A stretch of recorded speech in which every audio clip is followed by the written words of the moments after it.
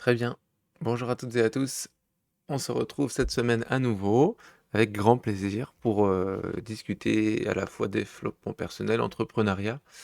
Petit programme de la vidéo. Je vais parler d'un auteur et plus que d'un livre parce que je suis un fan inconditionnel de Laurent Gounel. Et je vais décrire quelques livres ou des passages marquants, pour pouvoir vous inciter à lire cet auteur. Ensuite, je vous donnerai des astuces vis-à-vis du de technologies cloud que je connais et que j'exploite. Et enfin, petit tour de météo mentale, pour vous dire où j'en suis et voilà. Donc, Laurent Gounel, voilà, je vais descendre encore ma caméra. Hop. Laurent Gounel, c'est un homme auteur que je suis depuis son premier livre qui est ici en bas. Voilà, vous pourrez le lire, hein, bien entendu, L'homme qui voulait être heureux. Il raconte la vie d'un homme d'affaires qui part en vacances quelque part dans une destination très exotique. Et en fait, il se retrouve coincé entre le choix de devoir suivre un sage dans ses conseils, quelque chose qui n'est pas du tout dans ses conceptions habituelles, et retourner chez lui pour une réunion hyper importante. Et il va devoir faire le choix entre louper son avion et un petit peu dire non à sa vie habituelle, et voilà, se porter son attention vers quelque chose qu'il ne connaît pas. Voici pour le petit résumé qui donne envie de lire, je l'espère. L'autre chose dont j'ai envie de parler, c'est plutôt celui-ci. Le jour où j'ai appris... Non, c'est pas celui-ci, pardon. C'est celui-ci. Et tu trouveras le trésor qui dort en toi. Ici, on parle plutôt de spiritualité. Et il y a vraiment quelque chose qui m'a marqué, c'est... J'ai pris conscience dans ce livre de la différence entre les religions dualistes et non dualistes. Donc les religions dualistes, c'est les religions où il y a Dieu et les hommes, et les non dualistes, c'est les religions où Dieu est un potentiel de développement, et donc Dieu est en chacun de nous, et en fait chacun de nous peut devenir Dieu. Et du coup, ça n'a rien à voir, c'est-à-dire que où on suit un modèle, où nous sommes le modèle à développer. Voilà pour moi ce que j'ai compris, en tout cas ce que j'ai interprété du livre et vers quoi ça m'a ouvert les yeux. Et ensuite, pour aller un peu dans le débat, vis-à-vis de la religion catholique, il y a le passage où Jésus marche sur l'eau qui est décrit dans le livre. Et en gros, Jésus marche sur l'eau. L'apôtre dit, écoute Jésus, si vraiment tu dis que on peut faire comme toi, je viens avec toi sur l'eau. Et Jésus lui tend la main, et l'apôtre marche sur l'eau à côté de Jésus, donc il fait aussi le miracle. Seulement, une vaguelette arrive, l'apôtre est perturbé et tombe dans l'eau, et là Jésus lui dit, pourquoi as-tu cessé de croire? Et ça, pour moi, c'est extrêmement marquant parce qu'en fait, peu importe si on s'écarte du sujet religieux là, quand on croit à quelque chose, et qu'on y croit fort et qu'on le fait, en fait, c'est au moment où on cesse d'y croire qu'on va passer à l'échec. Et je pense que c'est tout ce que montre la scène qui est décrite dans le livre. Et moi, je le vois bien aussi. Des fois, on perd de l'énergie, on perd de l'enthousiasme, on est fatigué. Il y a plusieurs choses qui font qu'on est dans un mood un peu difficile. On arrête de croire à son projet et les choses dérivent gentiment.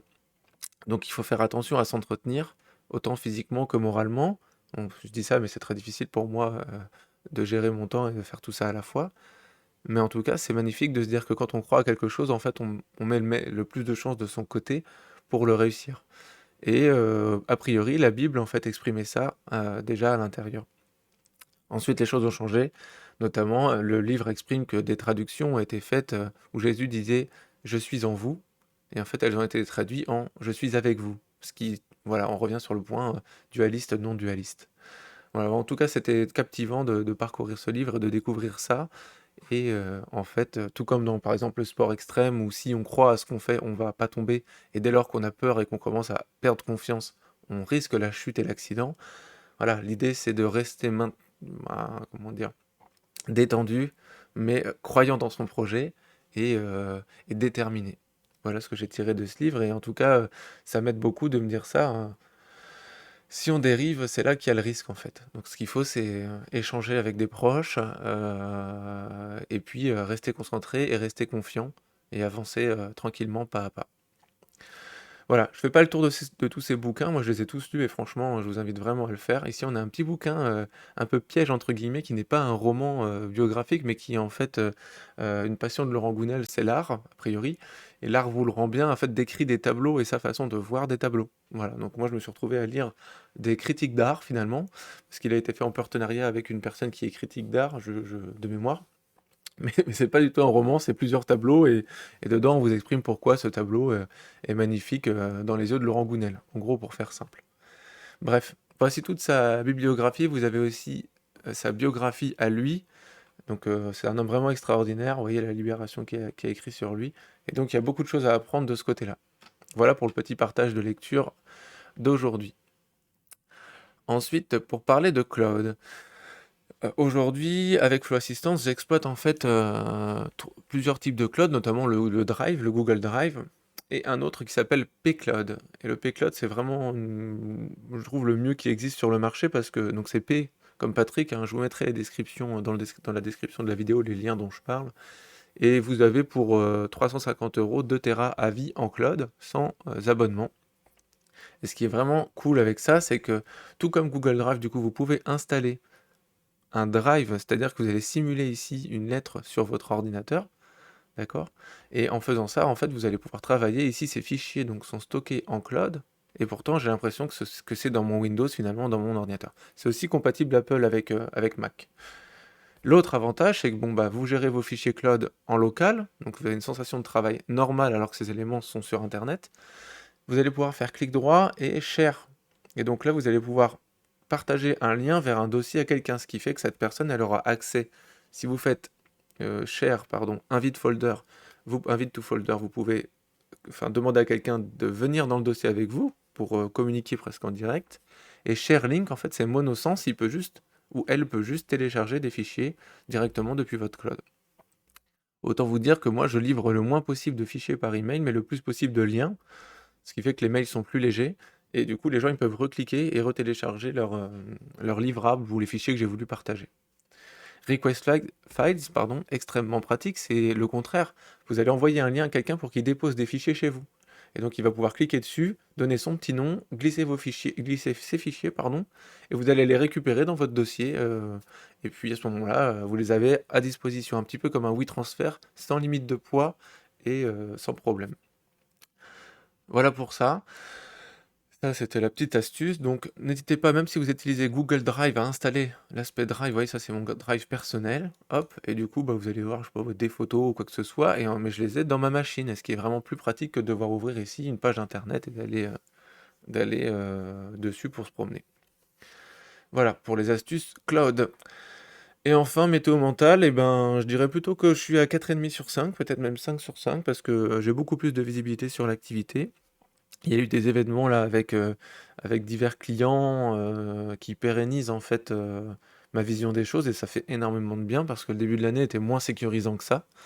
Et donc là, ce que je vais faire surtout attention, moi, c'est de ne pas tomber dans le piège que j'ai vécu l'hiver dernier où quand le travail a augmenté, j'ai quitté l'aspect communication.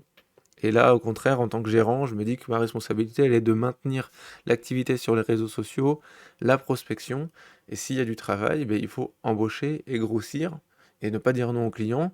Et il ne faut pas, en gros, oublier l'essentiel et se mettre à fond dans l'action et puis faire simplement le travail technique pour lequel j'ai démarré la société. Voilà, éviter de tomber dans le piège de surtravailler et oublier la communication parce que derrière, quand les clients ralentissent, eh ben forcément, des fois, on a des creux. Bon, c'est tout à fait normal, ça.